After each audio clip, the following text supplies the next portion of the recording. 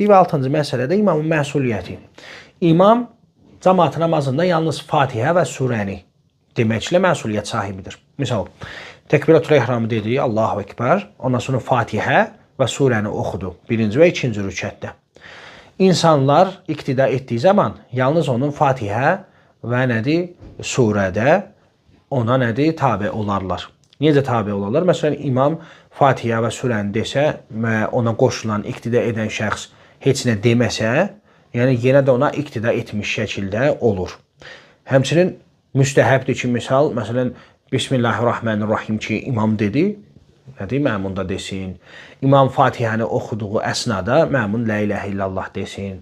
Məsələn, imam Fatihə surəsini bitirdikdə məmunlar, yəni iqtida edənlər sakitcə, yəni kirmişcəsinə pıçıldayaraq Əlhəmdülillah desinlər.